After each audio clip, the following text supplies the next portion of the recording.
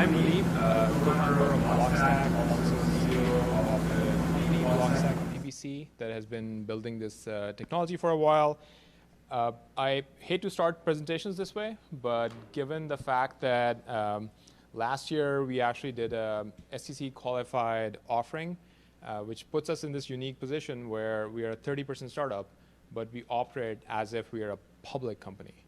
Right, so we do SEC filings, reporting, and then basically sharing all of our financials and have to give a lot of legal disclaimers.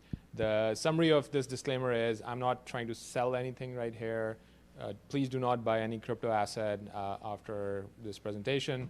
And there might be a bunch of forward-looking statements in this presentation, so those things may not happen. With that out of the way, basically, Blockstack is a user, think of that as a software for user-owned internet. It's a completely different types of applications. Some people call it Web3, right, where users are more in control instead of kind of like depending on large companies.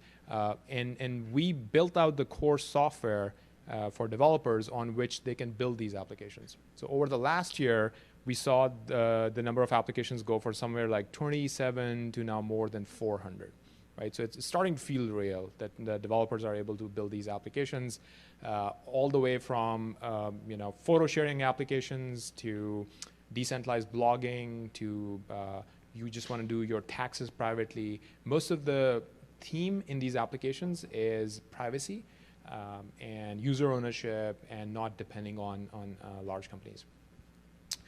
There's the crypto asset, the Stacks token. You can think of that as a fuel for this network. If you're registering usernames or if you're publishing applications or if you want to run smart contracts, the tokens, they get consumed as fuel for some of these operations. So today we are very excited to be here with Nakamoto. So Balaji, where is Balaji sitting right now? So Balaji, he's fully prepared for coronavirus. He's an amazing guy. I think describing him with some affiliation actually doesn't do it justice. I really think of him as a leader in the crypto industry, period. And his involvement with Blockstack actually goes way back when it was like 2 people and Balaji is just hanging out in our office and giving us ideas for what to do. As Patrick mentioned, he's been the CTO of Coinbase. That's like by far the largest crypto company. Has started a bunch of startups like Earn. And recently, his latest thing is Nakamoto, right? So Nakamoto is starting off as a publication. There's a lot of like anger and infighting in crypto that kind of comes with the territory. But Nakamoto is trying to be that place where more intellectual discussions can happen, where different projects, and they become like semi-religions, right? Like they can all come together and have meaningful conversations about different design decisions. And Balaji will tell you more about it when he does a fire chat. Today, instead of kind of like going through the normal Blockstack overview, given the fact that we're doing this meetup with Nakamoto, I decided to give you guys a preview of my first ever article for Nakamoto. So I'm going to just present the high-level ideas behind that article, and then you guys can actually read the article when Balaji publishes it in a couple of weeks or so. So this article is supposed to be very, very basic. It's called Fundamentals of Decentralized Systems. The idea is that we have built this almost like $200 billion industry, but we don't even agree on basic definitions of terms or computer science concepts, right? And I'm taking it to the very, very basic level. I'm basically even saying, can we even try to define a decentralized system, right? Is your definition of decentralized system the same as my definition of decentralized system? And I try to like iteratively build upon a definition. And I think one of the reasons Nakamoto is the best place to publish this article is that there might be disagreement. Like people might have other ideas about what a decentralized system looks like. And I think that's a good thing. We should be having these conversations. So in my mind, the very basic definition of a decentralized system is that I think of decentralized systems not as something that is different from distributed systems. So I have a background in distributed systems. I did my PhD in distributed systems from Princeton. And I like to think of distributed systems as a very broad term, right? Any kind of like a computer system where there are more than a single computer involved, and those computers need to work together to achieve some common task, can be broadly called a distributed system. It's a very broad field. A lot of people do research in it, and even like operating systems and modern network systems, large-scale networks, they all kind of fall under distributed systems. So I think of decentralized systems as a special type of a distributed system. So it's almost like a subset, right? And the unique property that makes it a decentralized system is that there is no single entity with majority control, right? So distributed systems, like Google is running distributed systems right now in their data centers. All of the nodes of those distributed systems are controlled by Google, right? So what makes decentralized systems special is that no single entity like Google can have majority control. No one can have majority control, and these things need to collaborate with each other. But this is not a complete definition. I think it's a start. The second thing that we should think about is this concept of globally shared state, right? What do I mean by that? Think of a distributed system like a peer-to-peer network, right? Let's say it's a BitTorrent-like network, and there are many peers, and they're talking to each other, and they eventually agree on some information, but it doesn't really matter even if those nodes don't agree on that information, right? Now think about Bitcoin. In Bitcoin, it's actually critical that there is some globally shared information. Let's say your balances in your accounts. Everyone has to agree how much Bitcoin you have, right? If you don't agree how much Bitcoin is in an account, we have a major problem, right? And you're actually on a fork. You're on some other version of the history, right? So when we say decentralized systems, even though you could have a perfectly decentralized system, imagine some sort of a chat client that doesn't have any centralized servers, and people are, sending messages, like just broadcasting them. Those chat clients can have no global state and still be called decentralized, right? And I want to precisely define it that these are not the types of systems we are talking about. We're talking about a very special type of systems where all nodes in the network actually have the same view on certain critical data. Again, think of Bitcoin. Bitcoin accounts, everyone has to agree that it's the same balance everywhere, right? So this idea of like there's globally shared state, and that state actually changes, this is where consensus algorithms come in, right? The very reason you need a consensus algorithm is because you need to manage this globally shared state. And at the rate at which this state is getting updated is where scalability issues come in. And scalability is a big topic in these systems, and all these different protocols are trying to deal with scalability in different ways. And I'll comment on that. Coming back to the basic definition, right? So we have kind of like separated ourselves from distributed systems, saying it's a subset. We have also separated ourselves from peer-to-peer networks, saying that there is actually shared global state, which is something that is typically not there in peer-to-peer systems. The next thing is, it's again a very subtle thing, but a very important thing, that it's not a closed system, right? I'm not saying closed in the sense of controlled by an entity. That we are capturing here in the definition, that there's no single entity that has majority control. But what we're seeing is it's an open system, meaning any node can participate in the consensus algorithm if it chooses to, right? So with Bitcoin, anyone can become a miner, right?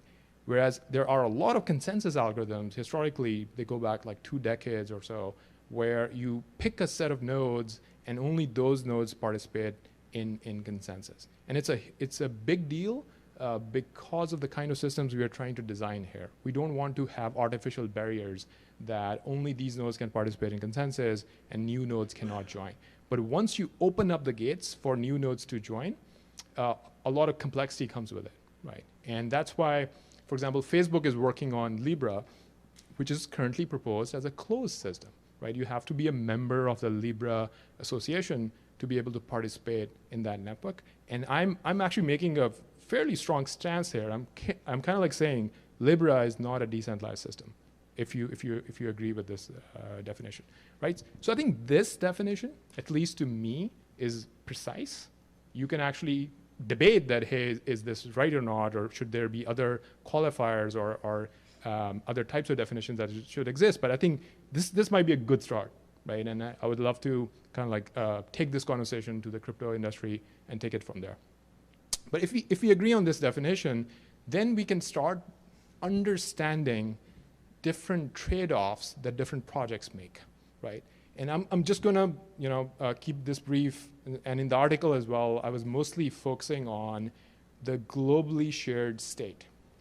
So think of this as systems are designed in sort of a design space, right? People would make certain design trade-offs in distributed systems, that you are going for a certain point on the design space and you're maximizing certain benefits and you're kind of like taking the drawbacks of something else. So globally shared state is a very interesting idea in that sense, where there are projects which are going for maximizing the globally shared state at the blockchain layer. And I think Ethereum is a big example of that. Ethereum is basically saying you can throw a lot of complexity right at the blockchain layer. They're storing a lot of data. They're doing a lot of computations. And every single node needs to keep up with that information, right? Because it's shared. You have to agree that that information is the same. And same with even Bitcoin. There were fractions in Bitcoin that didn't agree on this design decision. And part of them were saying that, hey, we can actually throw more state into the blockchain.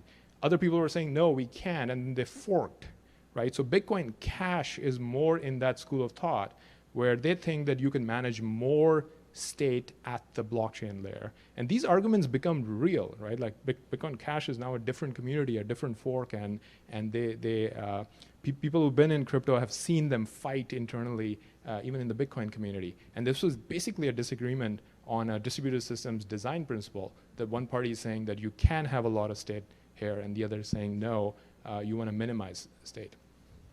So examples of projects that actually try to minimize globally shared state would be Bitcoin Core, or the main Bitcoin.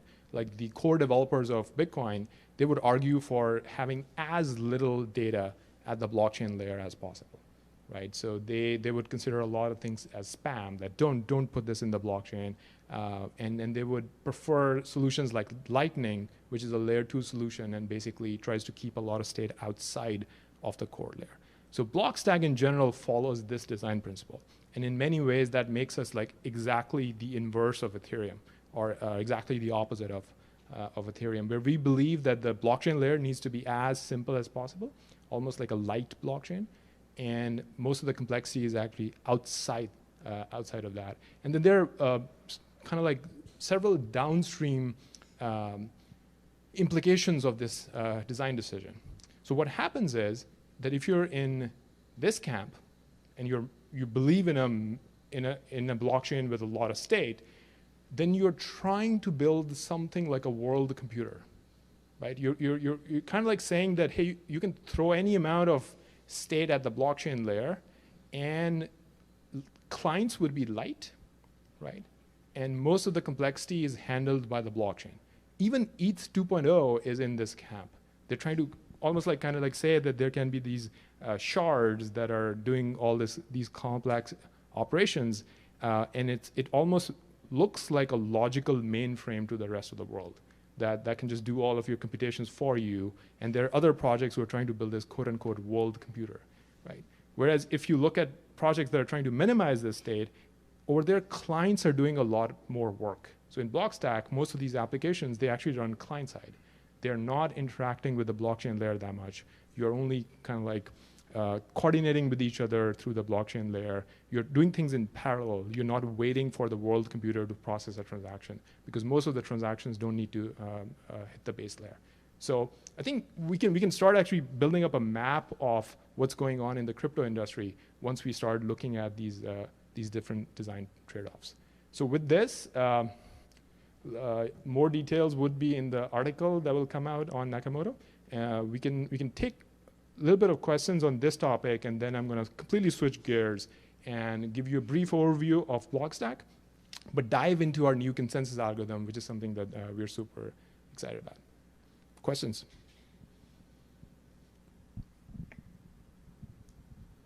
Yep. What benefits do you get from minimizing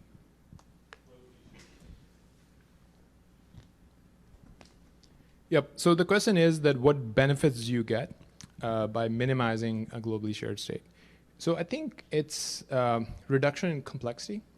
Maintaining this state tends to be very complex in general because you're talking about, I think the term global is very important there. Global really means that anyone in the world, like people in New Zealand or Africa, using off-the-shelf hardware should be able to participate in the network. And again, the term open is also very important because anyone should be able to participate. So now you're talking about syncing certain data with nodes all over the world, and all sorts of limitations kick in, right? And then once you start looking into more complex protocols for even getting consensus on a lot of data, the protocol itself at some point starts introducing so much overhead, because that's also shared state, right? You need to, even the overhead of the protocol is something that you need to agree on, right? And so that's something like, I think I'm biased. Like most of the systems I have studied or I admire, they tend to always hint that you should go for minimizing global state as much as possible to make your life really easy.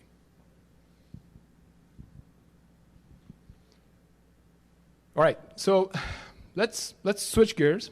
That was a very kind of like basic article about fundamentals of decentralized systems, and now I'll give you an overview of Blockstack and dive into our consensus algorithm. So Blockstack really started at Princeton University. Me and my co-founder Ryan, both engineers from there, and the core team is also kind of like computer scientists from Princeton. We took this approach of raising venture capital to do R&D, right? Effectively, the first 3-4 years of the project, my PhD included, was R&D on the foundations of Blockstack, right? So the questions we were looking at is that, can we build decentralized systems that can scale to hundreds of millions of users, right? And we wanted to feel comfortable enough with our kind of like general architecture before we let developers, before we open up our platform to developers or go out and kind of like distribute our crypto asset and so on. So so far we have raised around $75 million. Some of it is like equity investment. Some of this is the 2017 token offering, and then the latest SEC qualified offering last year. So think of that as like different phases of the project. And we've been very fortunate to raise capital from some of the best investors in the world.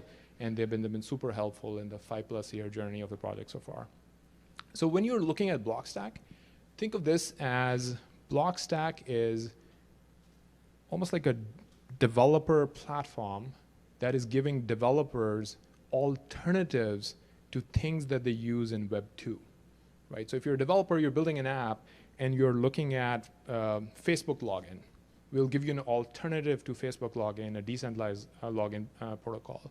If you are looking at storing data with Amazon or Firebase, which is Google now, we'll give you an alternative, which is a decentralized, fully encrypted private storage system, and you can save the data with the users, right? So, and it goes on and on and on. It's a full stack replacement for the Web 2 software stack. And people use it, then what app developers are doing is that they take our developer stack and they're building applications. And right now it's very interesting. Like it reminds me a little bit of like early mobile platforms. Like I think Android is a perfect example for analogy for Blockstack.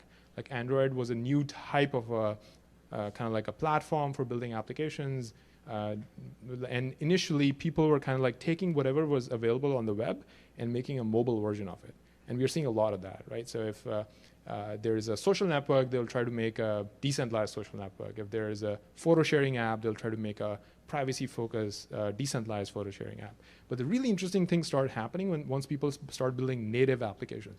Like when the native mobile apps started coming online, that was super interesting. And similarly, the next wave of applications, we think we'll start seeing native crypto applications that could not have been built in Web 2.0 at all.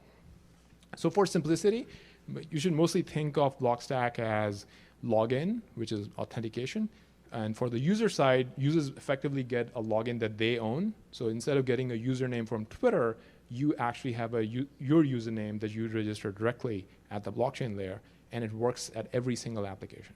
Right? So imagine if you had a universal username for the internet, right? Without passwords, it works every single place that you can go. The other big component is storage, which you should conceptualize as your private home drive, right? So if you use 100 websites right now, those 100 websites are storing data in their databases about you. And in this model, you have your private drive, and all the apps are saving data with you. And scaling out that system, I could give an entire talk on just that. But that's our bread and butter, right? Like our team studies scalable distributed systems, and we have designed this wide area file system that scales out, is very friendly with privacy and encryption and so on. And then the foundational layer is the Stacks blockchain, where we have a smart contract language, which is very, very secure and precise. And this is, again, the light blockchain, right? We don't believe in putting a lot of complexity at the blockchain layer. So the authentication protocol and storage is mostly just pointers to other things, and not a lot of data is actually being stored at the blockchain layer. So we get asked a lot that how are you different from other projects? There's now, I think, a bunch of different crypto projects all trying to go in roughly the same direction. You might have heard about Web3, or you might have heard about decentralized applications or smart contracts. All of these roads are kind of like converging towards this next generation internet. So I think it's safe to say at this point that Web3 is likely going to emerge on top of blockchains, right? I don't think it's a controversial statement anymore.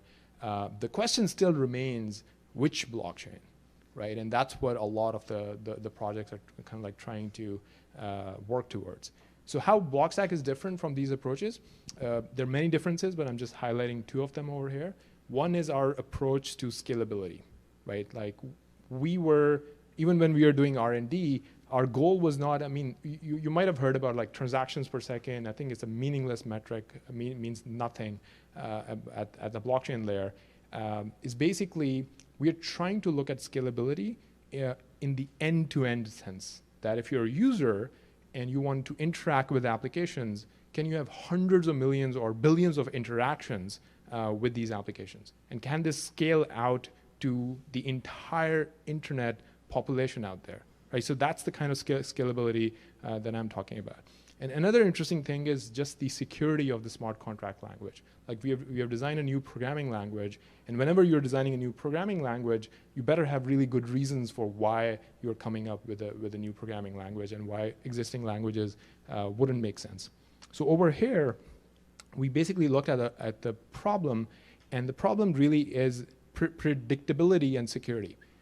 These contracts are dealing with people's money. They're dealing with people's assets, and you don't want to have bugs in these programs. You don't want to make mistakes with these smart contracts. So our programming language called Clarity lets developers basically have mathematical proofs about what a program can and cannot do even before running those programs. And that is very important, because otherwise, if you cannot reason about what this program is going to do, you only find out what it does after it has already done that thing that was a disaster, right? So you can have these mathematical proofs about what the program can and cannot do, and there are all sorts of like very interesting things where those of you who have tried programming on Ethereum would be familiar with this idea of an estimate of a gas fee. The reason why it's an estimate is because you don't actually know what the program is going to do.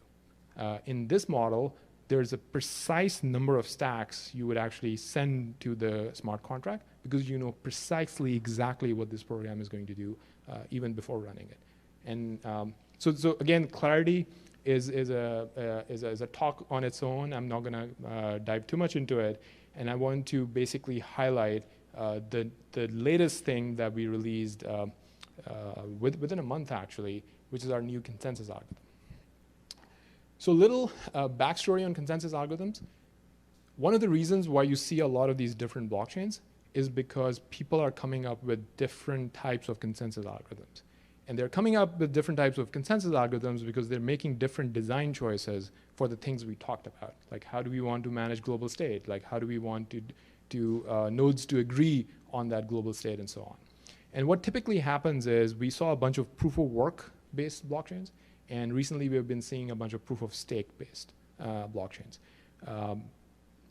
They both have like plus and minuses. In general, we're in the camp that proof of work is a lot more secure, because you could actually argue that proof of stake even needs some sort of a proof of work to actually bootstrap and get the information to even get started.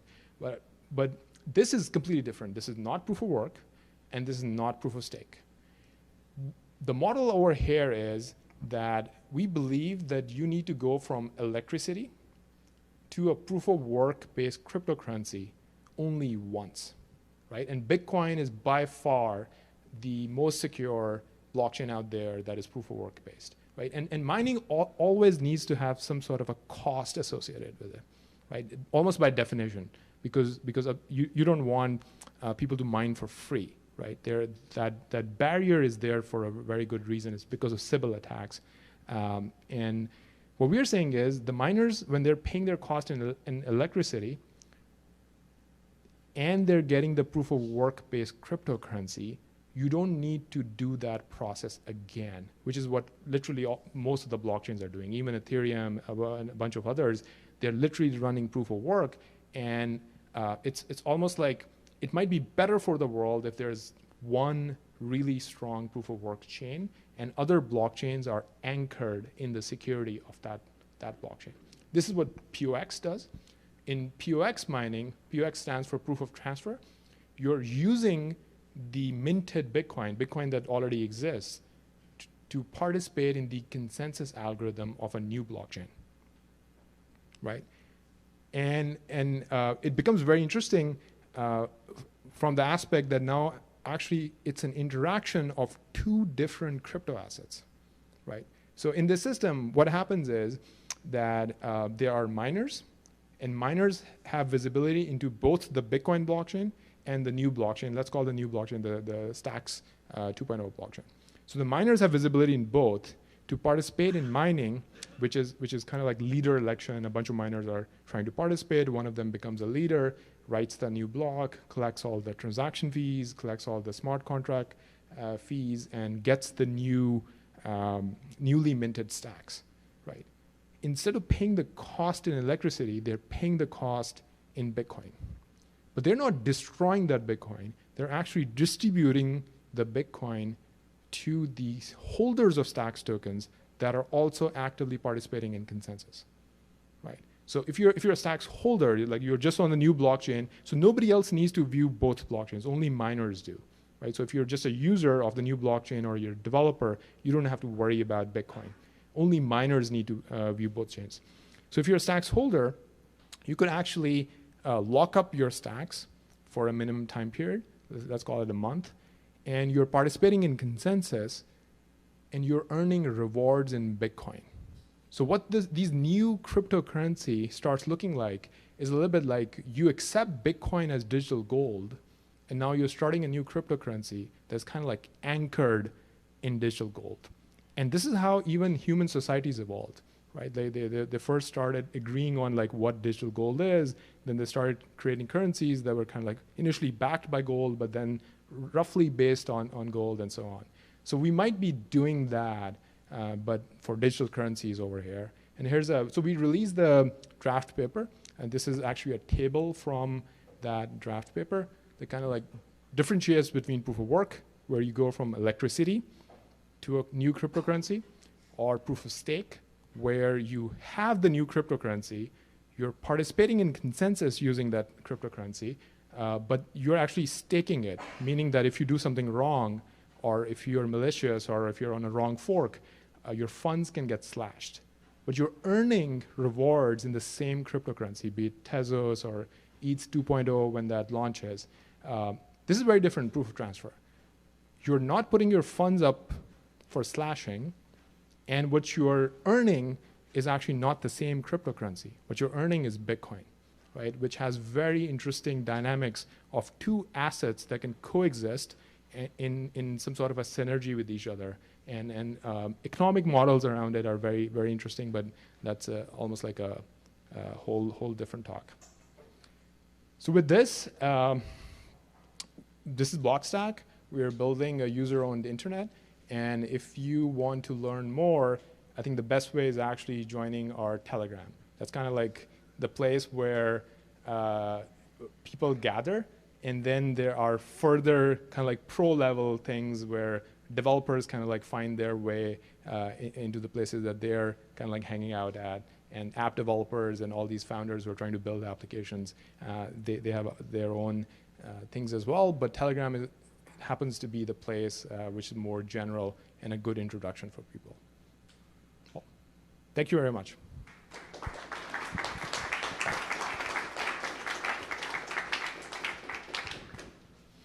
Yep, questions?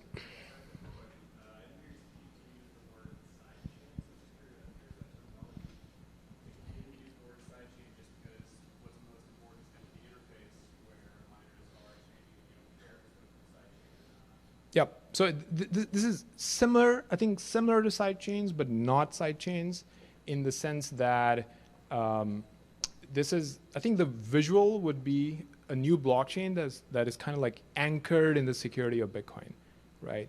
Sidechain would have its own transactions. Over here, miners are actually participating in consensus by sending Bitcoin transactions, right? So they're sending Bitcoin transactions to participate in consensus. Let's say there are 10 miners, right? They send 10 transactions, and let's say everybody here was Stacks holders, and we're sending Bitcoin to these people as a byproduct of trying to participate in consensus, right? So regardless of if I won as a miner for that round or not, all these people got money, right? It just magically appeared in their wallets. And while the miners were fighting it out, like which one becomes the leader, one of them does. There's a verifiable random function that selects who the leader is, and then that miner does the work on writing the block. But that block on the Stacks chain is actually in a way secured by Bitcoin's security, right? If someone wants to go and change the history of Stacks, they would actually have to attack the Bitcoin chain, which is the beauty of it, right? Because the history is in a way preserved in Bitcoin as well, because of the consensus transactions that people were sending and the block hashes, right? So interestingly, you get the benefits of proof of work security, and not just any proof of work security, the Bitcoin's proof of work security. And then you can actually do faster transactions on the new chain because there are micro blocks there, and transaction times are very fast. And we separate out, sorry if this is getting more technical, we separate out confirmations from finality, right?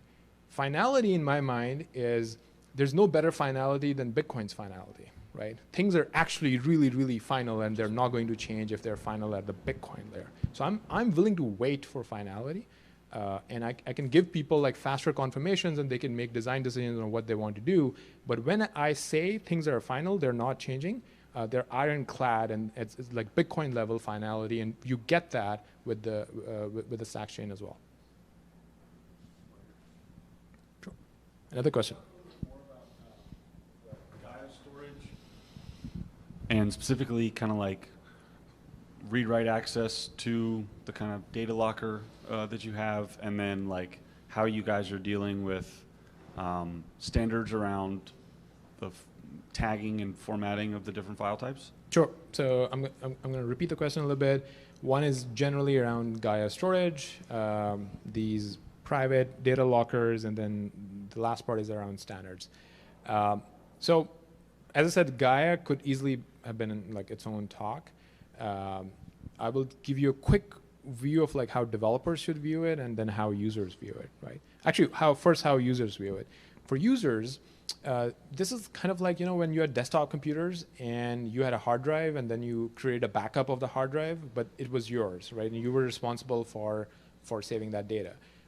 Think of this as like logical hard drives, but they can be stored wherever you want. It could be on a Linux server, it could be on this laptop, could be on Dropbox, but they're encrypted data blobs, right? So if you put it on a Dropbox, Dropbox has no visibility into that data.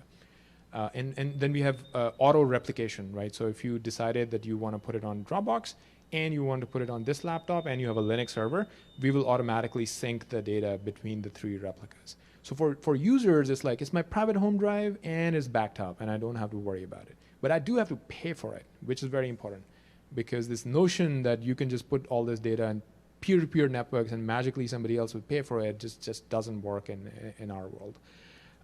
Now the developers, they actually view it, and this is closer to a real definition of what Gaia is, it's really a wide area file system, right, with encryption baked in. So what's happening is that it syncs as a wide area file system. There's a concept of folders, there's a concept of access control if you want to share data, and this is where blockchain comes in, right? So blockchain has pointers to, let's say I want to share something with you. I'll discover your username and credentials, and then I'll create a folder between me and you without going through any other party, right? And that's how developers look at it. The last question is something where we've been part of a bunch of standards bodies so like Blockstack predates Ethereum, right? So we started in 2013. And we've been part of like all these different bodies in crypto standards that have come around. And usually our commitment is, we're just going to go ahead and write the code and build something that actually works, let developers use it. When you guys decide on these standards, we'll come back and make our thing compatible with it, right? And that seems to be working fine. We don't want to slow down because of these standards, but these standards become important when you're sharing data. Because let's say people want to build a social network, they really want to agree on what a social graph should look like, right? So we'll put a version up, but we'll try to work with the standard bodies there. Other questions? Have you guys looked at enterprise applications and not just consumer applications? We've done some things years ago. There was a partnership with Microsoft, 2016 or so. But in general, like this is still a 30% team, and you can see how much work there is in this stack. We want to focus more, especially Blockstack PBC, the company. We want to focus more on the developer tools, and we want to encourage other entities in our ecosystem to take on other work, including potentially blockchain development, right? So there's some work going on in terms of governance for our blockchain, and now we have these 400 apps that are being built. We haven't had the bandwidth to work towards enterprise solutions, but ideally somebody in our ecosystem does, because I do see a fairly large opportunity there. Okay, one last question, and then I don't want you guys to miss out on Balaji's talk with Patrick. All right, that's a signal that people would rather have Balaji on stage now. Thank you so much.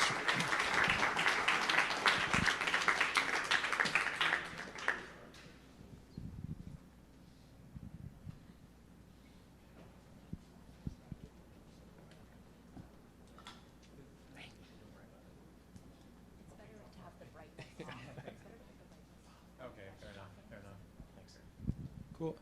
Balaji, do you have your mic? Oh, you want to? Oh, thanks. Great. Do you mind? I'll RT it right after this. Okay.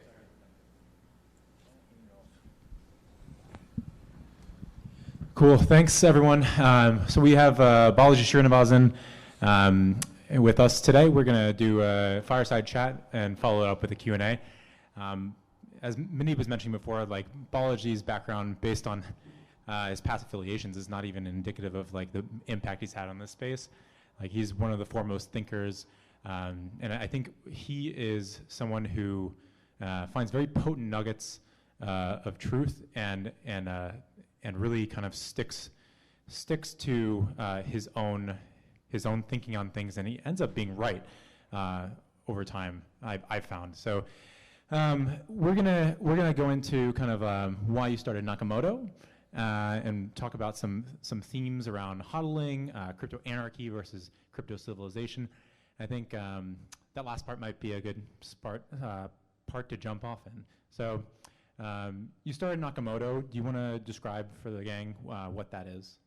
Yeah, sure. Can you guys hear me? Okay, great. So Nakamoto is starting as like a monthly sort of news magazine with free content. We should have our new issue coming out soon. It's essentially something where it's the crypto discussion that I'd like to have, where people aren't yelling at each other. And we've got a community opening up soon where you can come there pseudonymously, and it's proof of HODL to get in. So you have to HODL at least a minimum amount of Bitcoin. But it's not just proof of HODL, but also proof of BIDL. Like that is to say, you have to be a builder of some kind. You have to have a positive sum attitude in general. And that doesn't mean that you never get mad or, like never dunk on someone on Twitter, but just as a general thing, you're 90 or 95 or 99% positive, and you're not fighting all the time like some folks are, as you guys know, this space. And so, the purpose is there used to be kind of a cross crypto community, and I think there's a lot of things that are better discussed in long form rather than the Reddit comment or the Telegram chat or what have you. And that's kind of the idea behind Nakamoto is information sharing and discussion. Because as we kind of maybe run into the next boom, we're going to want something that you can send to people and say, hey, there's actually there's adults in the room. It's not all just grown people yelling at each other on Twitter, which is kind of what the reception for the new audience is. I mean, I think John McAfee is entertaining, but not necessarily the first person you want to introduce crypto with, right? And you'll find that your friends who are outside the space will mention McAfee to you, right? Because that's the thing that breaks through. They'll mention Silk Road and all this type of stuff. That's what gets popular coverage. And I think it's an incumbent upon us to do something different. So that's kind of motivation for it. Go ahead. Yeah. Sure. And why you mentioned proof of HODL and proof of BIDL. So this sounds like something much larger than an actual newsletter. First, I'd love to know kind of you kind of went into like what the impetus for starting with a newsletter is to like get people on the same page, make sure there's adults in the room. What's the purpose of having proof of HODL for it? Like, we've had discussions around this like HODL theme and why it's so important. Yep.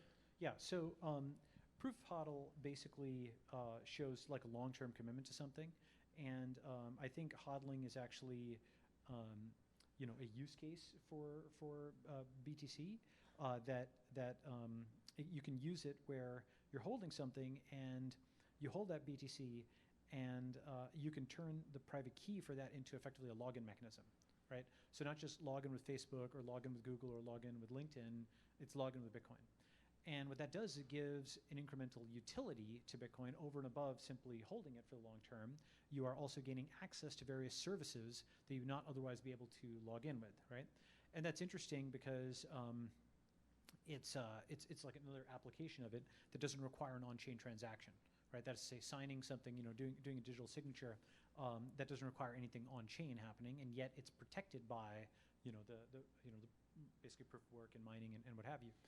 So I think that's actually pretty interesting, and I think we'll do that for BTC, and then you can extend the concept to other chains. Like my thinking is, everybody at Nakamoto holds BTC and is also a builder. You have that in common, and we would do the builder thing.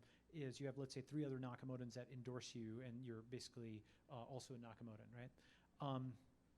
And this way, it's something where those folks endorsing you, we keep a record of that. So in the event that for a reason you misbehave or you're doing something wrong, or that person that you recommend is doing something wrong, the person who is endorsing may, let's say, lose their recommendation rights for 6 months or something, right? So it gives a disincentive for recommending somebody who then turns out to be a jackass, right? And then, like, let's say that's V1, and we get to N people that way. What I'd like to also do is have sub-Nakamotos, like subreddits, where you have, let's say, the Zcash community or the Blockstack community. And each of these sub-Nakamotos, you can have a moderator for it who curates that community and sets their own proof of X for that community. For example, to be part of the Blockstack community, you have to hold a certain amount of Blockstack, or Stacks tokens rather, and maybe Manib or Patrick has to give you a thumbs up, or somebody they gave you a thumbs up has to give a thumbs up, right? To get into, let's say, the zero knowledge community, you might need to pass an exam on zero knowledge, right? Like a short exam, but just something that shows the basic concepts, right? What is a zero knowledge proof? What's a bulletproof? That kind of stuff, right? And in this fashion, you start to build up communities where folks have either skin in the game or knowledge or both, okay? And it's just a completely different mentality than the warfare that we see on social media, where it's a pure status game, right? I want to kind of move us towards value signaling rather than virtue signaling, where you're either earning or you're learning, or both, right? And that's like a digital economy as opposed to a social network. It's something where it's an environment where you never feel bad having spent more time on it, right? People will call themselves addicted to Twitter or addicted to Facebook because it's kind of something which is not really always good. It's kind of like sugar. It's maybe best in moderation. There's good things about Twitter. There's also a lot of bad things. Ideally, this is something where it's like, oh, I'm addicted to working hard, learning things, and making money. Okay, well, that's not a bad addiction to have, right? So that's the kind of thing I think we can build now that we've got crypto, we've got actually money on the internet that's programmable money. So the kind of thing I'd like to do with Nakamoto in the medium to long term. Cool. So it's kind of like HODL or GTFO for Bitcoin and sub-communities. That's right. And the thing is that, like, in general, I don't want to lose all the spirit of crypto. HODL or GTFO, of course, it's a meme, but in this case, it's actually operationalized as a login mechanism. If you don't HODL, you have to GTFO. Haha. I think it's funny. And what's really interesting is, like, some of the loudest voices on Twitter are some of the people who have self-proclaimed as not actually owning a lot of the currency they are so religious and tribal about. So this kind of like eliminates a little bit of the noise there potentially. Yeah, and the thing about this is, like, the thing about crypto Twitter is the drama is like super intense and then it just vanishes. It's like, what was the drama of 3 months ago? Can anyone remember? I can't. I'd have to go and look it up. It's like a memoryless sort of exercise where it feels like this big thing in the moment, and then you have to like cast your mind back for that because a new wave of information washes over you, right? It's like Memento or The Eternal Sunshine of the Spotless Mind. Just snap and forget everything, right? So like, keeping like short-term drama aside, one thing that I think is interesting is you have like the 2x2 table where, let's call it express preference versus actual preference, right? So express preference is your words and actual preference is your actions. People call it revealed preference also, yeah? And there is a correlation potentially between being an advocate of something and also holding a lot of that or being a large investor in it. But you can immediately point to off diagonals. That is to say, folks who are large investors, maybe very large investors, and completely mute on social media. In fact, I know a lot of people like that. They're institutions, they're early folks. They're just people who don't want to be part of the drama for all kinds of reasons. And then you've got the other side who are relative Johnny-come-latelys in, and nothing wrong with that, right? But relative Johnny-come-latelys in 2017 or 2018 who have now refashioned themselves into folks who basically have proof of tweet, right? And who gain status by being like really rude or mean or crazy, right? And that's actually something which is like maximalism. It's not price maximalism. That say they're maximizing their own Twitter likes as opposed to the price dashboard for everybody. If you imagine, think about a basketball game. Imagine if there was no team scoreboard, but everybody saw only their own box score, right? Their own stat line, how many rebounds and assists, well, okay, not even assists, how many points and rebounds and so on they had, right? Then you get something that's more like the All-Star game where folks are just trying to maximize their own points because the cumulative scoreboard is not shown. Now, we actually know what a cumulative scoreboard looks like. It looks something more like a sales dashboard where you have, that's one example, where you have, let's say, 10 or 20 sales reps. And of course, they've got individual stats, but you also have the cumulative stat, which is the revenue for the company, And often, if you've ever built a sales team before, you want to have things that make people feel like they're pulling together. Okay, if the company gets over 10 million in revenue for this quarter, then everybody, gets a bonus or something like that, right? And that's something where if the big number, the number you're tracking, is something that's a community number, you have a completely different environment where folks, you do want to have that attribution of individual effort to community benefit, but we don't have that scoreboard on Twitter right now. Right? What you have is the likes and everybody's competing to be like a high priest. And that's a very different scenario than folks pulling together and doing what's best for the team as opposed to themselves. Now, as I described that's completely obvious, but that's something that's totally lacking from the UX of Twitter is any form of collective effort that's quantifiable, measurable, and that shows you're actually like maximizing something of value to the community. It doesn't have to be price, by the way, because price is actually something that's relatively hard for 1,000 people to shift. But what it could be is new converts. Right? So like the Mormon church, for example, they equip people with manuals, to go and do conversions in like South America and so on, like bring people into Mormonism. So a fun kind of thing, an interesting kind of thing would be, we start with, let's say, a Bitcoin dashboard, and anybody who's joining Nakamoto has proof of HODL, so we know they own some Bitcoin, and people just compete on how many new Nakamotans they can recruit who are new Bitcoin hodlers, right? So like demonstrably, you were responsible for getting 50 new people into BTC, and even if it's $10, who cares? Right, like that's like V1.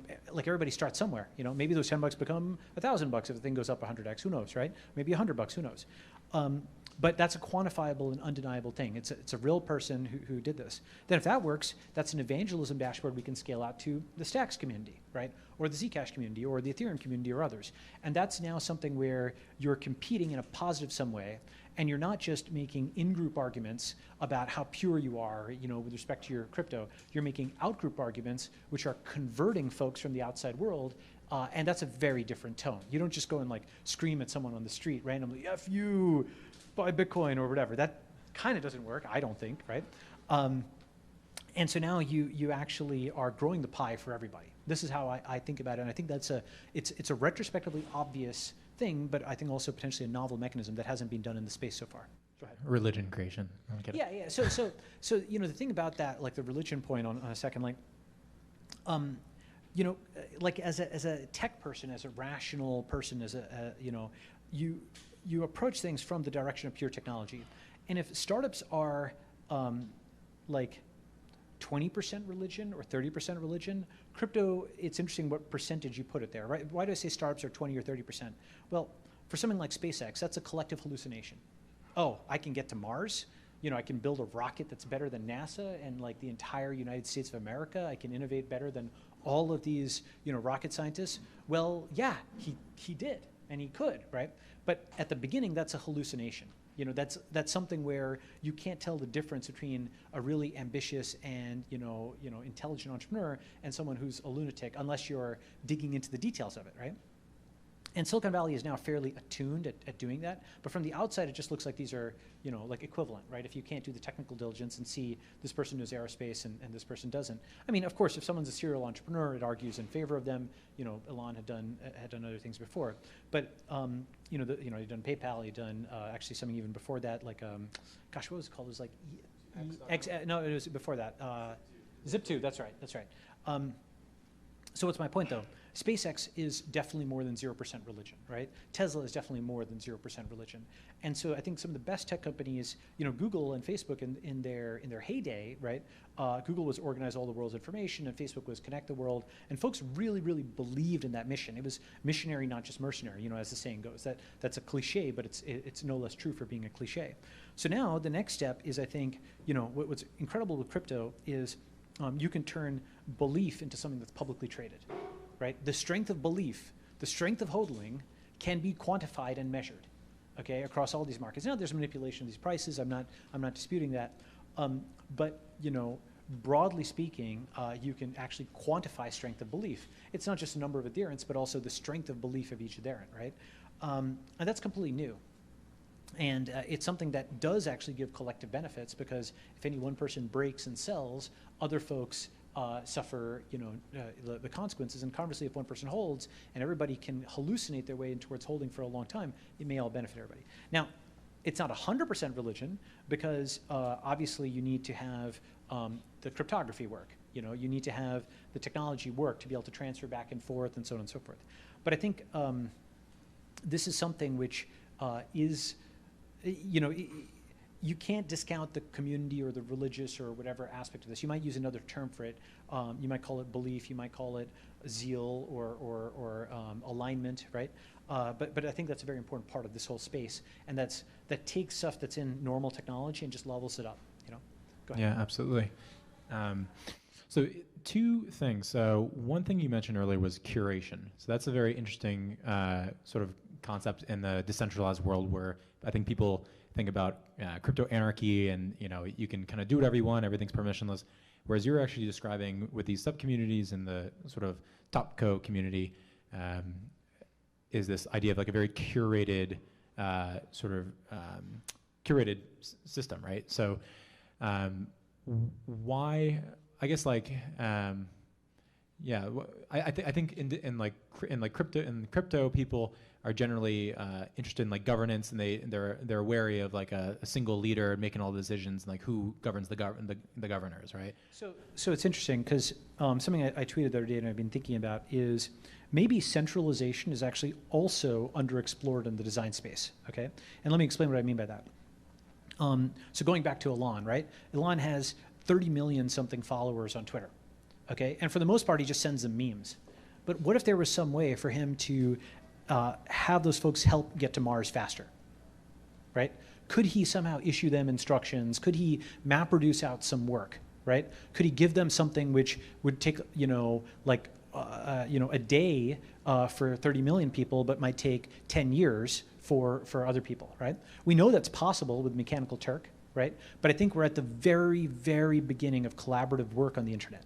The very beginning of it, where you've seen this. I'll give you some examples. People can sometimes come together and author a Google Doc. They can sometimes author a Wikipedia page after a big accident. There's something, like a big tragedy or something like that. The Wikipedia page often comes together very fast if you've seen that, right? If you've seen, there's something a little more obscure, but it's called massively multiplayer mathematics or massively parallel mathematics, something like that.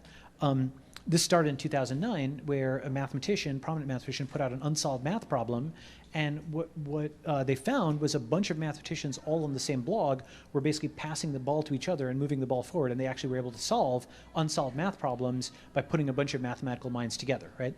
And so we start to go from, the mob mentality to the wisdom of crowds, So the mob mentality is the Twitter mob, but I think the opposite of that is the wisdom of crowds, where you get collective work, collaborative work, and so on.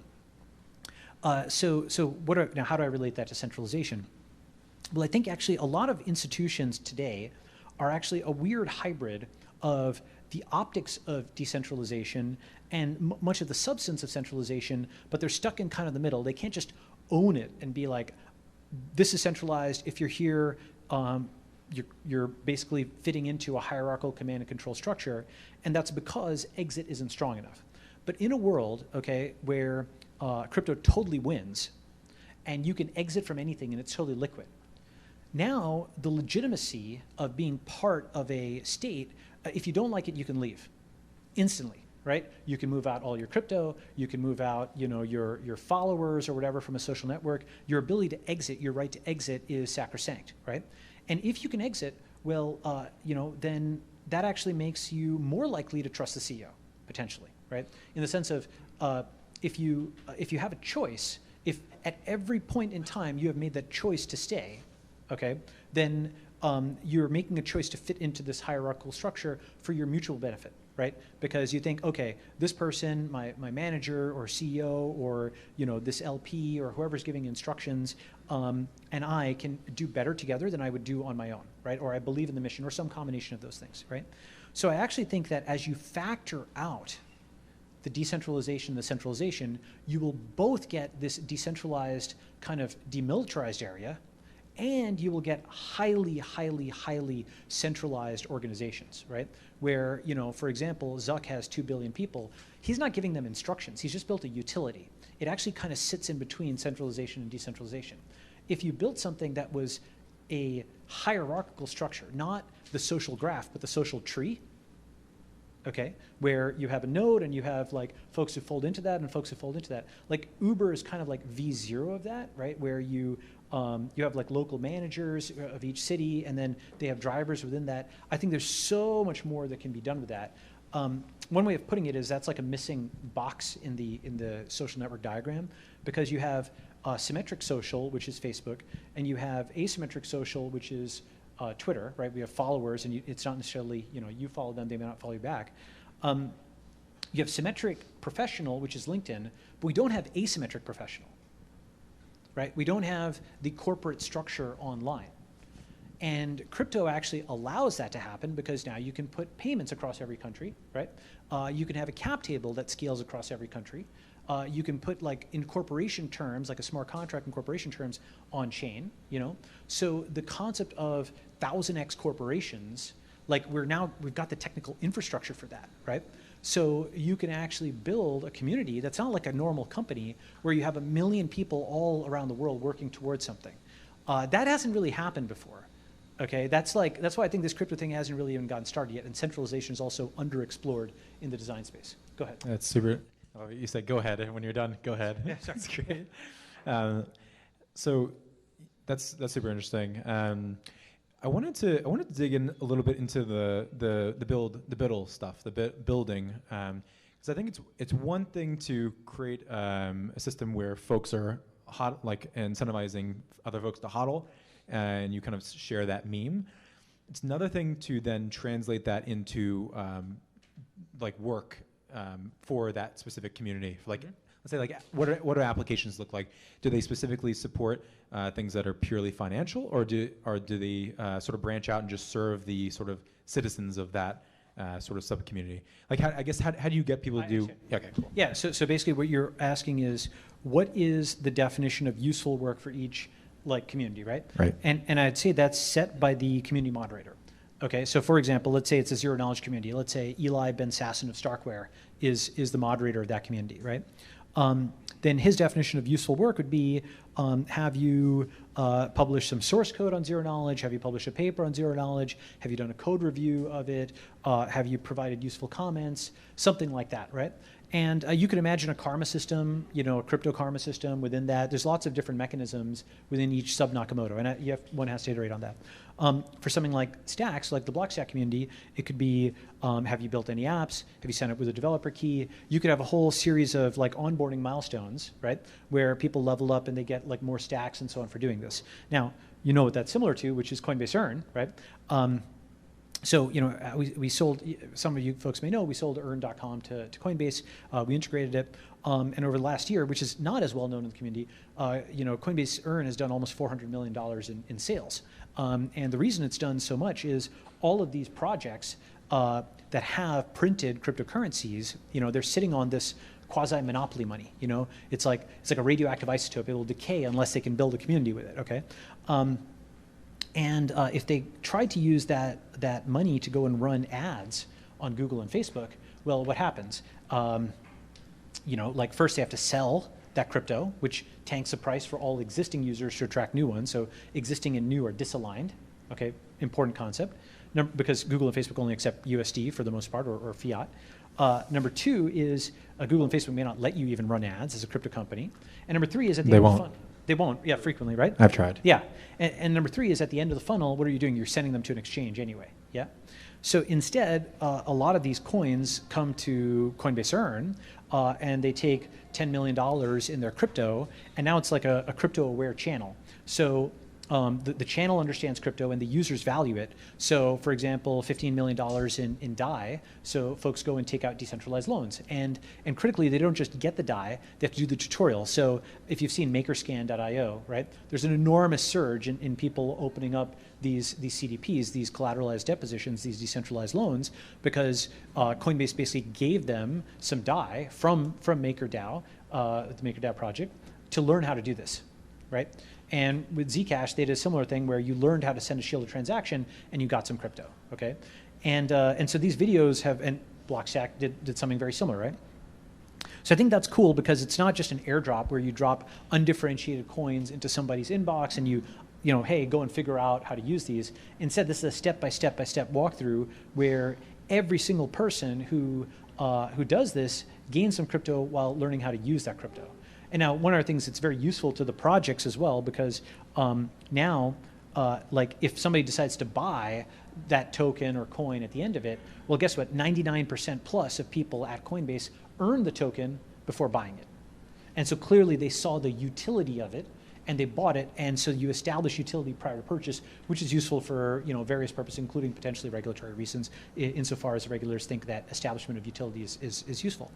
So I think that's something which is I shouldn't even say V1. It's like V2 of this, where you sort of define a useful work for that community, right? This coin has said, hey, we'd like people to learn how to do zero knowledge transactions, or private transactions. This coin has said, okay, we want to figure out how to get people to learn decentralized loans. And you could scale that such that you have 100 tasks like that, which build the community up, and you're paying from your crypto to do that. hopefully those tasks increase the value and the use cases and the price of the crypto. So you had $1 million, you give away 500K, and now you've got $2 million left because the price increased 4x in the ideal case. Yeah, for Go sure. ahead. It's like distribution, education, activation are all incredibly That's- important. Yep. You're essentially like installing an idea into people's minds through the sort of crypto distribution accompanied with some work. Really good segue, actually. Going from sort of tasks to actually outside investment coming in and actually like tilling the soil and fertilizing it, so to speak. I feel like there's like a transition point where that happens and a ecosystem starts to take on a life of its own. You see like consensus sort of investing in projects to make the Ethereum community sort of better off. And I wanted to relay this to a tweet you had recently, which was essentially we're in like the blogger era of investing, and soon it's going to be like the Twitter era of investing, where like very few people are actually investing, but really everyone will become an investor. And so like I wanted to kind of get your take on like wealth creation in crypto and investing. And what you think is going to happen there, because I think that goes sort of hand in hand with ecosystem development. Yeah, so I do think we're going to eventually get a literal crypto Twitter where everybody in a Twitter-like thing, so we have another version of this actually, of like I shouldn't say a V1, but an intermediate version that just came out at AngelList. This is a concept I call dollars, which are dollar-weighted followers, okay? And so, I'm setting up, this is only for accredited investors. Actually, let me just say, one can set up a fund on AngelList now, which allows folks to follow you with their dollars, okay? And it's like continuous fundraising. And so Naval is the first person to have one of these, okay? And so now you can have this person, maybe they can only pledge $1,000 and their person pledges 10,000 or 50,000 or what have you, right? So now you have dollar-weighted followers and you've got $2 million a month that you're investing in startups as those things kind of accumulate, right? That's cool. And I think that's an important one that's going to scale for the next few years at a minimum. And eventually, as we get more and more iterations on this, something like that dynamic with the dollar-weighted followers will happen for not the million, 2 million, 5 million people on AngelList, but 1 billion people. Like everybody. If the internet turned everybody into publishers, crypto is going to turn everybody into investors. And we've already seen that in the sense of we've probably at least 10x'd the number of folks who understand what depth charts are, who can understand, candlestick charts and all those kinds of things, which are just pasted in on Twitter, and people all have context. It's amazing how many people have learned like finance concepts from Twitter, which was usually and from Coinbase Pro and things like that, which was before just the domain of folks who had a Bloomberg terminal, which is a much more restricted group of people, a few 100,000 people at a Bloomberg terminal. And I think we haven't even started on that. Once we get to like true crypto Twitter, well, rather than let's say some policeman or teacher having their savings go to a pension fund, who then puts it into a VC, who then goes and puts it into a startup, right? Everything in between becomes totally liquid and dynamic, right? So that cop, if they choose, of course, they can still go to the pension fund, to the VC, to the startup, to the banker, to the exit or whatever, right? Like it's like multiple layers of intermediary. Or if that cop so chooses, now they can still choose. I'm not saying they don't have the legacy path. Just like you can choose still to keep your money in the bank, right? And many people will choose some hybrid of money in the bank and money in Coinbase or whatever, and money on their local computer. You can still choose to be in that pension fund, but you can also choose just go around direct to a VC or an angel and follow them, or just do directly yourself into that coin, okay? That's new, and that's really interesting. And one of the things that I think about a lot is, in general, folks are they're being psychology experiments on this kind of thing, but folks are primed for egalitarianism when they are being selected, and they're primed for elitism when they are doing the selecting, right? So, of course, no one wants to, have someone shut the door in their face for some reason. So you're like, whoa, why aren't you picking me? Like you want to have an equal shot. But when they're doing the picking, when they are the selecting, they don't want a random link on Google. They want the 10 best links. They want the #1 link, right? They don't want a random school for their kid or a mediocre school even. They want the best school, right? They don't want a random doctor. They want the best doctor, okay? And they don't want a random investment. They want the best investment, okay? So what happens is when you turn everybody into investors, that's a massive psychology shift, like on the entire internet, where now people are actually thinking about the downside as well as the upside. They're thinking about wealth creation, value creation. It's a way of essentially exporting Silicon Valley's culture worldwide, okay? Massive consequences for all kinds of things, but it also means that folks start to understand how hard it is to make money. It is not easy to make money, right? One way I think about that is actually there's a difference between the East Coast and West Coast. Lots of differences, but one particular one is encapsulated. In the East Coast, it's all about conflict of interest. On the West Coast, frequently, it's about put your money where your mouth is. Now, what's interesting about that, conflict of interest doctrine states that if you have an investment in something, your word is less credible. And put your money where your mouth is says, unless you have an investment in something, your word is less credible. Now that's interesting. That's almost like an optical illusion as you switch your head back and forth between those two modes, right? And I'd say the fundamental difference is the East Coast mentality is frequently that profit is a function of sufficient malevolence. Okay, so meaning if you're mean enough, you can make a ton of money, and the only reason that this person has chosen not to make a ton of money is that they're not mean enough. Okay, now, in an East Coast environment where people literally get a license to print money, which is what a bank often has, right? They can create new money with loans and so on, and where a lot of deals are zero sum, right? This is tongue in cheek. I had this tweet on this, but Wall Street's the best of the East Coast because they're at least zero sum. Haha. Okay, I think it's funny. In context where you can get a license to print money or where you are, in a zero sum environment, yeah, sometimes just being meaner does correlate with making more money. But there's a totally different way, which is actually creating wealth, right? For example, primary investment versus secondary investment. If your money is going into the company, well, it better create new products, employ people, and so on and so forth. If it's a secondary transaction, that's still important because it affects the stock price, and the stock price affects recruiting and so on, but it's not like primary capital going into the company, right? So the reason I say this is I think we're going to see a huge psychology shift as you increase the number of investors 10 or 100x. Now, it's not all positive, okay? So this is something that Patrick and I have talked about, but I used to think that the can I just riff? Yeah. Okay, keep it. All right, good. Riff away. So I used to think that the internet was all good, and the reason I thought it was all good is coming out of academia is like it's papers, it's like new open source code, it's math, it's all this awesome stuff, right? But now I've increasingly come to the conclusion that the internet increases variance, okay? And what it does is it results in both extreme good and extreme bad. And you might ask, what's the mechanism for that? And let me give you some examples first, then get to the mechanism. One example, you go from 30-minute sitcoms to 30-second YouTube clips and 30-episode Netflix binges, okay? Another example, you go from someone who's working 9 to 5 their whole life to a 30-something fail son or a 20-something startup CEO, right? Huge variance in professional outcome. Third example, you go from communities like this massively mathematics, kind of thing, where lots of mathematicians get together, solve a problem, to communities of like Twitter mobs and trolls and nasty people and whatnot, right? And I think the reason this happens, and this is true even in areas you wouldn't expect. For example, Uber rides. When you look at the distribution of Uber rides, they're both much shorter. They've got like some rides that are like 1 minute, and much longer, some rides that are like 2 hours relative to traditional taxi cabs, okay?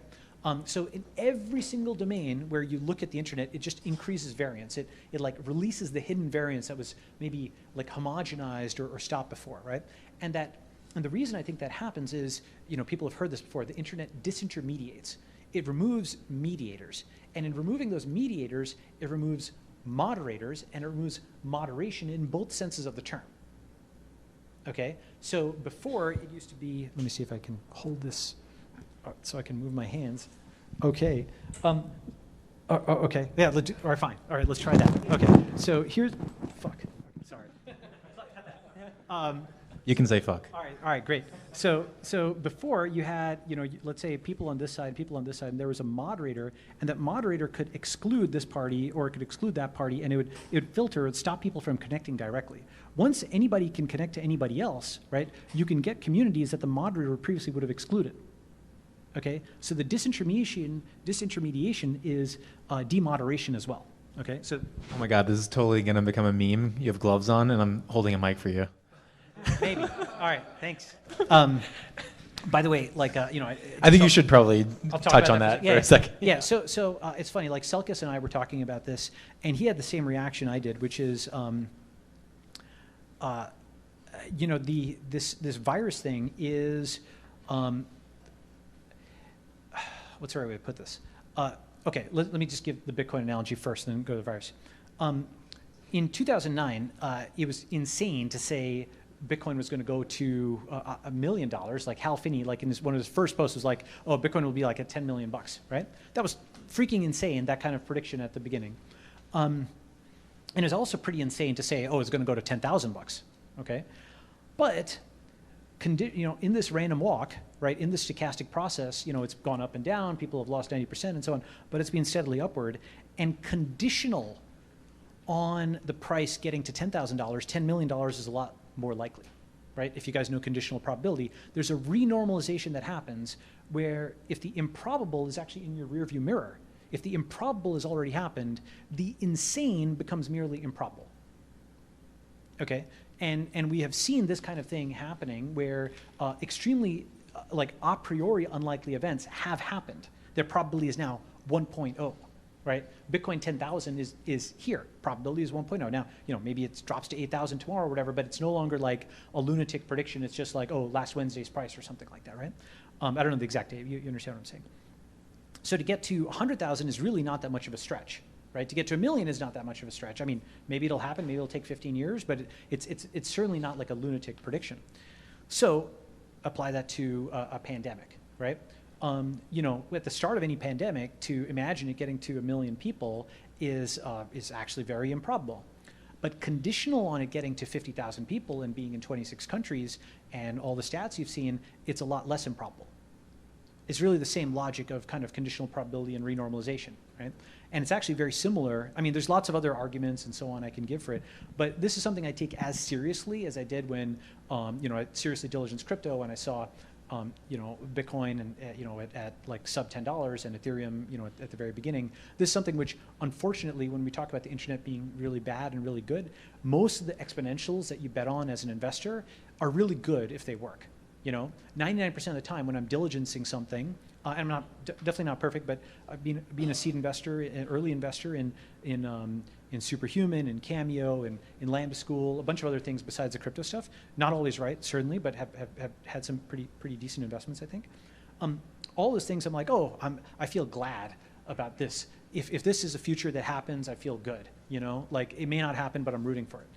This is the first exponential I have not been rooting for, but I think has a chance of happening. It sounds like you're understating that. That's the thing is there's zero win. There's zero win in like a. You have a higher confidence than you would like in a very negative outcome? Basically, every time that the number of cases increases like 10x, your probability of the worst scenario increases. So let me put it like that, right? I know that's a downer. Yeah, for sure. Have you finished the thought on the crypto variance thing? I can also. Let me come back to that. Cool, and then we'll open up to questions. Sure. So, so the internet increases variance, right? And I have realized that it's our job to make sure. Like, I think it's the flip side of the internet is always good, is where I think a lot of the East Coast is. And by the way, when I say East Coast, I'm sure some of you folks, I know Blockstack has offices in New York. You don't count. Okay, yeah. Like it's a mentality, right? It's something where there's East Coast tech companies and West Coast people with an East Coast attitude. It's not just geographical. You guys understand what I mean. But the East Coast mentality is now tech is always bad, right? And that's also not true. What I think we need to do is basically once you've exploded and increased all this variance, we need to create filters such that opt-in filters, crucially, okay, but opt-in filters that just are high-pass filters that only pass the good, right? When I say high-pass, in electrical engineering, for example, there's various kinds of filters in the frequency domain, low-pass, band-pass, high-pass, and this is just an analogy where high-pass filter only allows signals of above a certain frequency through, right? And so what you want here is filters of many different kinds that allow signals of only a certain quality through. This is the huge thing that is missing from social media today, where for a lot of different reasons, it's just become a food fight, and there isn't that high pass kind of thing. So I think it's incumbent upon us as early adopters in this space, where you're enriched for folks who are in it for the right reasons, I think, who are technologists, who are financiers, who are, investors, who are pro-freedom, and so on and so forth, to build a future that you want to see, and recognize that this is also genuinely also empowering bad actors as well as really good ones, okay? And we want to figure out what those filters are in the world. Go ahead. Nope, that's it for me on questions. Sure. I think I'm going to move to kind of audience Q&A. Shan, real quick, do we have an extra mic, or should I pass it around? Oh, great, awesome, cool. So I think you have pretty stark opinions on the East mentality versus the West mentality, or East Coast. So I'm curious as to your opinion on how the South plays into that, and more specifically Austin. Interesting. Well, yes, I know we're here. Like, Austin is, I would definitely call it part of like the West Coast culturally in that sense, in the sense of it's like a tech capital, right? Southwest is here.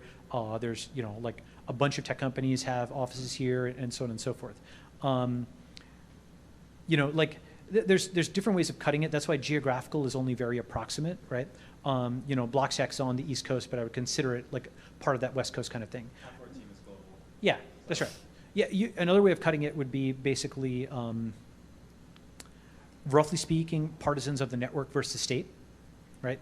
And one way to think about that is, when you think about changing the world, okay, or making a difference, or however you want to phrase it, right, is your first impulse to try to get the state to do something, or to do something with the internet, right? That's like your first, and obviously there's combinations. You can do like voting apps and whatnot. Hopefully they don't crash. I don't know if you guys have followed that. But of course there's combinations, but it's about your impulse, right? Is like the first concept, someone should do something, or I should do something. Someone should do something puts you in like, there ought to be a law, let's have a protest, and so on. And you know what? Like, sometimes that's actually the right approach. I'm not saying it's always the wrong approach, but it's like, there's a difference between that versus I should do something. How can I do something? How can I help? And then you take the responsibility on yourself. And often one finds it's much harder to actually, it's both more satisfying and it's more challenging to accomplish change yourself than it is to sort of futilely, often futilely, hope for someone else to do it, if that makes sense, right? It's both more difficult and yet more feasible to achieve. Make sense? Yeah? Okay, go ahead.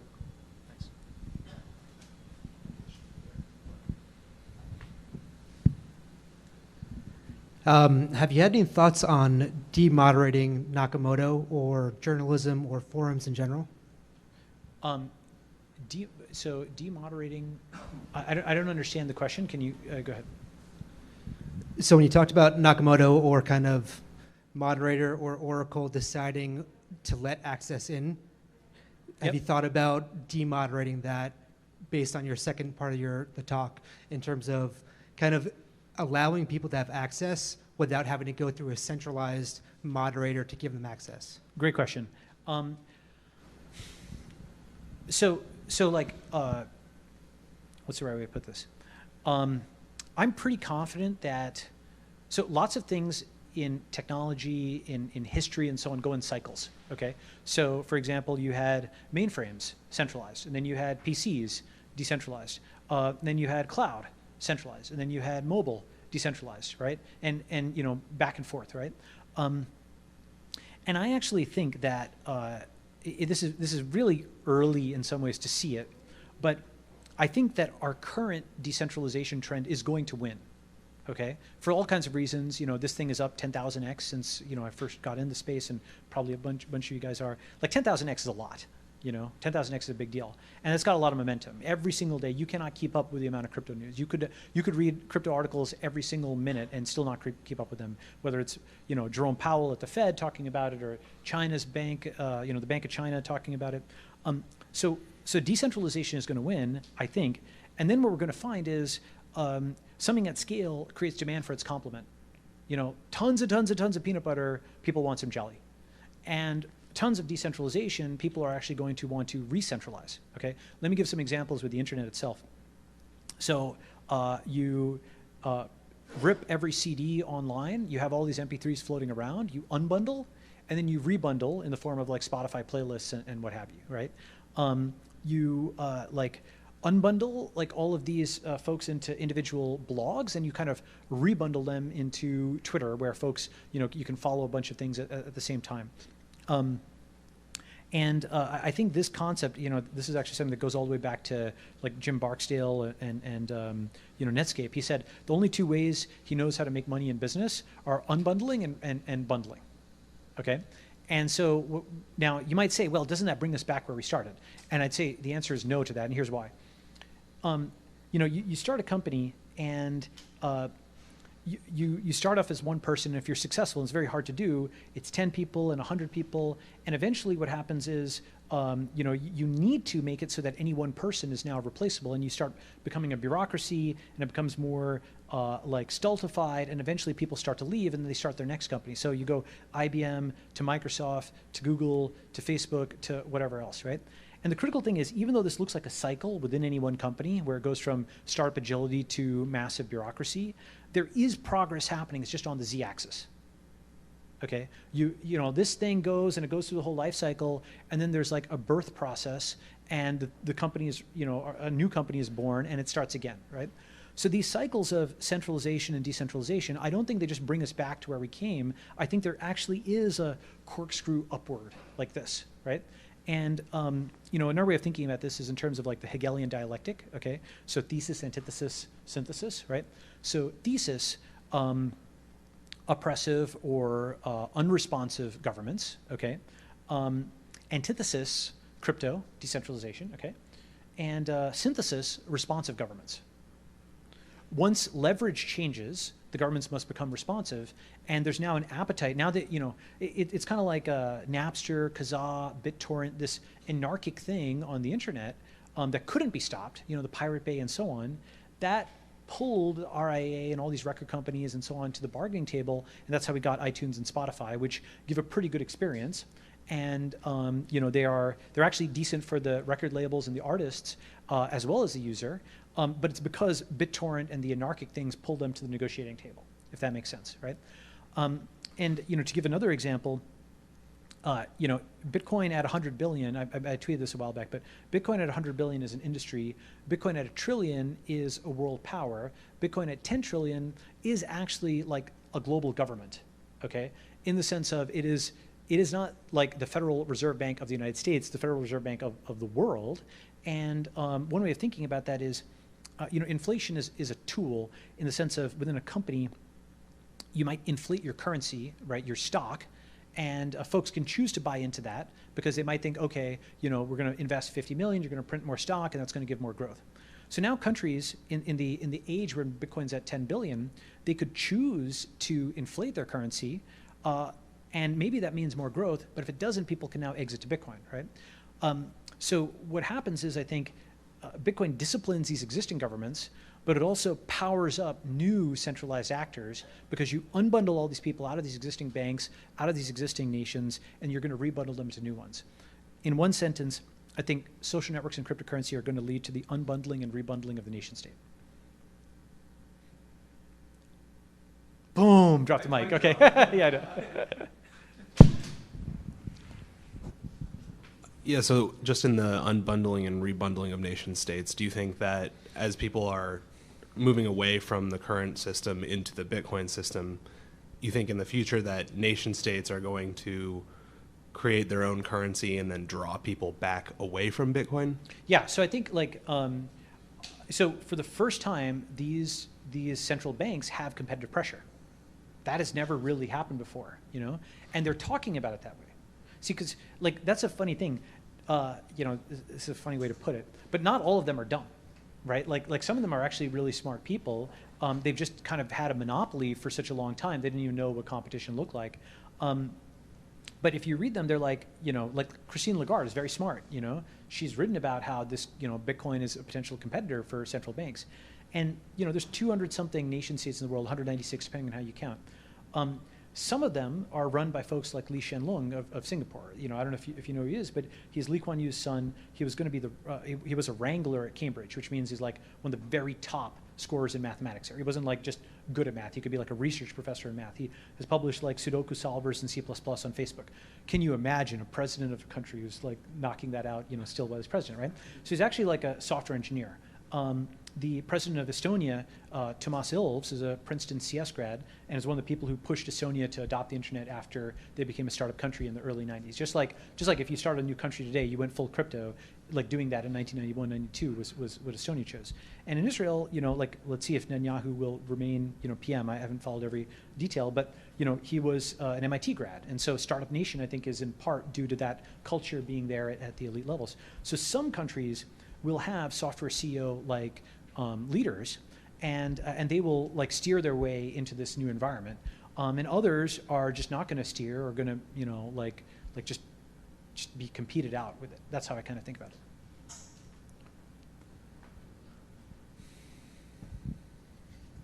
Here, go ahead and pass it back.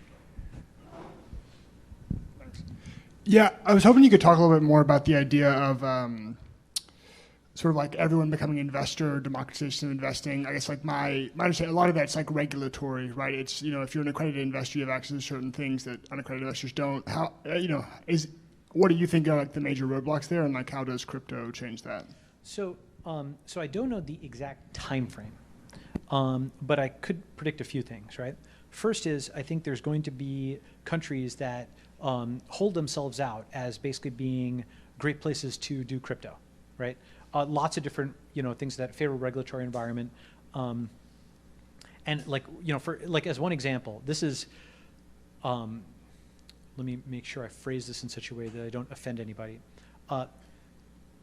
So Belarus, okay, is a country that's, in Eastern Europe near Russia. And they have announced basically too good to be true policies for crypto entrepreneurs, like, just long-term tax breaks, all types of stuff like that.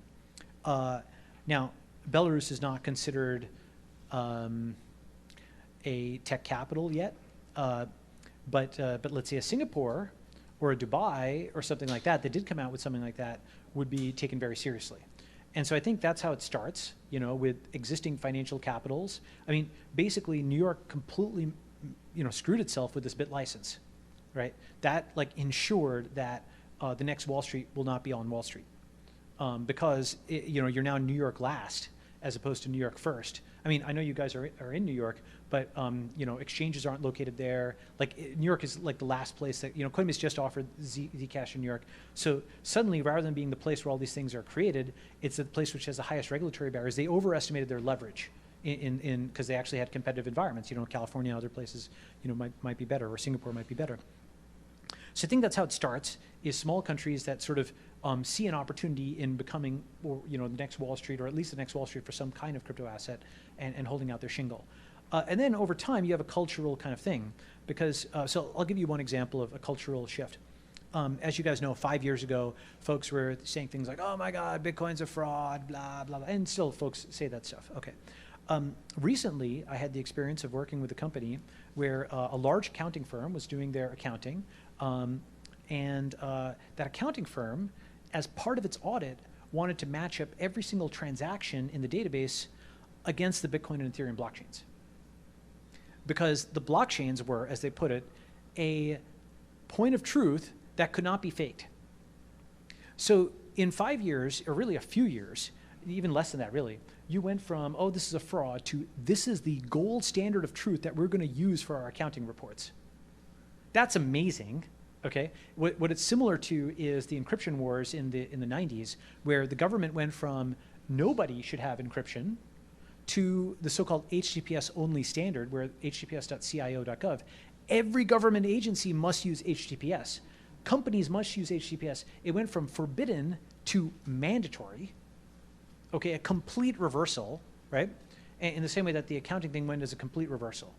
And so I think that's going to happen with crypto. I think it's going to take some time.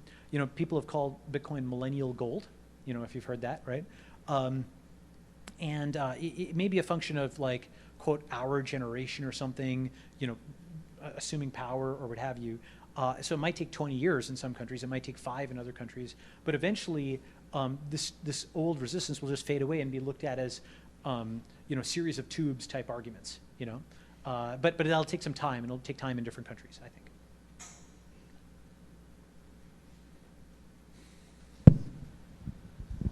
When you think about missing primitives for your for the forums, such forums for Nakamoto, is it kind of like identity, reputation, micropayments, and then some sort of like private onion routed data transfer to protect privacy? Yeah, so we're gonna start it in like the dumbest way with like probably a Discord and discourse, right? We're just looking at different things, and then have like some like off Discord or discourse shared login mechanism. There's different versions of that. And eventually I want to add crypto native features like prediction markets, all the stuff that people have talked about forever, right? And then see where we go after that, right?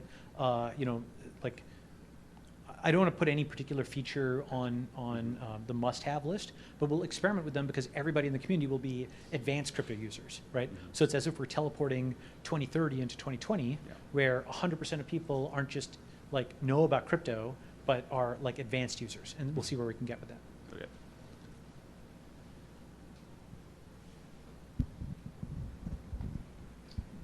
So under your kind of Hegelian thesis, antithesis, Sure. History, pendulum of history, the last few decades have kind of seen like a real trend towards globalism, and I was curious if you had any thoughts on maybe the pendulum swinging back towards. Yeah. And part of the reason I ask is I've heard some of your ideas on like exit over voice, which is a very like localist idea, well, digital and localist, right? So it's interesting. I think, what's where I put this? Where my heart is like an internationalist and a capitalist, right? So cross borders, I work with people from around the world, every country, et cetera. I thought you were going to go in a slightly different direction with that, which is exit is often thought of as internationalist as opposed to localist, but you can frame it at different levels. If you exit the federal government, you can exit to subsidiarity or federalism, where like, you have either whether it's called sanctuary cities or whether it's called, local school board control, there's both sides of the political spectrum have their own phrases for this, but folks who want to opt out of federal government, you could say, oh, we want local control. There's another option, which is you go to another country, and that's internationalist as opposed to localist. So that is globalist, right? So there's two different vectors of opting out, number one, right? Yeah. Number two is one thing that actually I have had to think about a lot over the last few weeks is this whole virus situation is actually a real philosophical challenge. And the reason is when you talk about, so first of all, in November 30th, I would have considered the current scenario a sci-fi scenario. Like a what if scenario. Folks do that kind of thing. They do wargaming, they do tabletop exercises. It's like, what if Russia were to nuke Canada? What would you do then? All right, we'll cross that bridge when we come to it, right? Okay, so if you'd said to me on like November 30th, like 2 months ago, what if China has this incredibly contagious virus that is killing all these people, and they quarantine 100 million people, I'd be like, okay, dude, why don't we cross that bridge where we come to it? Well, guess what? We crossed that bridge. That bridge is there, right? That bridge is actually a few weeks ago. And so now you're put in a situation of, is it legitimate for the state to restrict exit, physical exit, for your own good and for the good of others, right? It's hard to argue with the logic of quarantine. You have someone with a contagious disease. It doesn't help either them or others because, like just to level set, then I'll come back to your point in a second. Yeah. Wuhan was a normal city on December 1st. Normal city. And less than 60 days later, the healthcare system has crashed and the hospitals are overwhelmed. Like literally, the sick are sent home. There's every single bed at 7 hospitals is taken up. And the entire city is put under quarantine. And crazy stuff is happening there, right? So whatever this thing was, it crashed a city in less than 60 days. So it's not the flu. The city has had the flu before. This was not the flu. It's something that can crash a fairly modern city. It's it may not be Shanghai or Beijing, but it's also not like it's 11 million people, right? You can see videos of the thing, right? It's got highways and skyscrapers. It is not even a developing world kind of city. It's something in the middle, right? It's what China might call a second-tier city, but it's definitely not like a developing world. So this crashed the city in less than 60 days. So you definitely do not want that to spread to every city in China because then there's no one to rescue Wuhan, right? So there's just from a obvious kind of point, there's a rationale to restrict exit. Okay, but then doesn't that go against everything we believe in philosophically for crypto? And eventually, here's my articulation of it. In any crisis, and you can put them on a scale of severity from like crime to terrorism to pandemic, okay? In any crisis situation of some kind, the state will usually ask for powers. And usually those powers will be granted, and sometimes the state may even use those powers to address that crisis, right? I mean, there are criminals who are actually put in jail who deserve to be put in jail, right? Restricting their exit is a good thing. There are some real terrorists, and there are actual pandemics now, right? So sometimes the state will actually use those powers in the way that they said. But something you can absolutely bet on, well, sometimes they'll use those powers for good. You can bet that they won't give those powers up after the crisis passes, right? As one example, we're still in a continual state of emergency, since 9/11. There's like a emergency thing, like to continue the emergency that every, Bush and Obama and Trump and so on have all signed. And I'm not being political. I'm just saying, bipartisan, the state of emergency has continued for 19 years, literally, right? So maybe, you think that state of emergency is perpetual, and the TSA agents they haven't left. All the things that got rolled out very quickly just haven't gone away. And so I think then you decentralize, right? And one way I was kind of thinking about this, and I mentioned this actually, I was talking to Selkis on a podcast. Ben Gurion, was one of the folks who helped found Israel, very famous person over there. And before the founding of Israel, there was something, it was British Palestine, and the British had a white paper they had put out that seemed to cut against the idea of Israeli independence at some point. So Ben Gurion was really mad at this white paper, and he wanted to fight it, but at the same time, they were allied with, the British against the Nazis, which was also a pretty high priority. And so he came up with a saying, which is, we will fight the white paper as if there is no war, and fight the war as if there is no white paper, okay? Meaning, recognize that these two objectives are at odds with each other right now from a tactics standpoint in many ways, yet what they wanted was to both defeat the Nazis and get an independent Israel, and they managed to do both, right? And so I think that, as we think about like this quarantine situation, the objective has to be, in my view, both to defeat this virus and do whatever is necessary to stop that in the short term, and then recognize that whatever powers are assumed or granted to or just taken by states will be abused in the long term, and so definitely continue building crypto. So fight the coronavirus as if there's no crypto, and fight for crypto as if there's no coronavirus. Is kind of how I think about it. Maybe we'll just do Sure, more questions. sure, yeah. Hey, Balaji. I had a question around just from your personal perspective, knowing what you know today and what's about to happen the next 5 to 20 years. If you were, say, a 25-year-old accountant or a nurse or someone that can contribute to the open source system, or not a software engineer, what would be your advice or suggestion that and how they could contribute to sort of the future that you're envisioning? Great question. So what I'd say is, I'm sure you've heard, Mark Anderson, my friend and colleague, his concept from actually now almost 10 years ago, software's eating the world, right? So take your accountant, and then I'll take your nurse.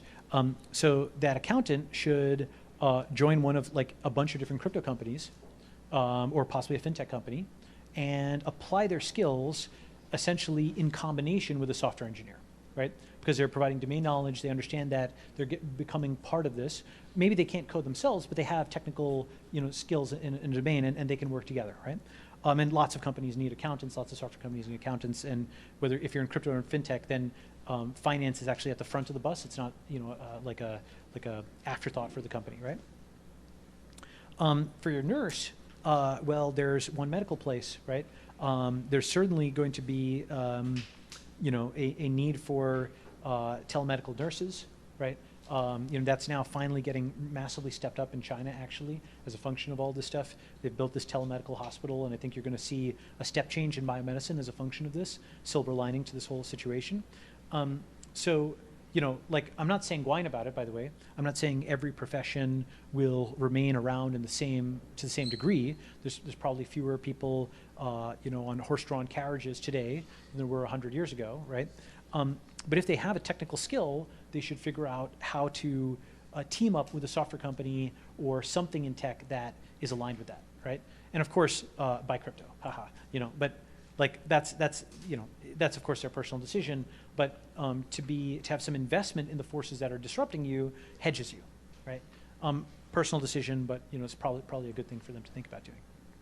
And this is from Taryn on the live stream. He said, "What is Blockstack getting right from other projects in this space?" Certainly Manib and company and Patrick and so on, I think they've done some really great things.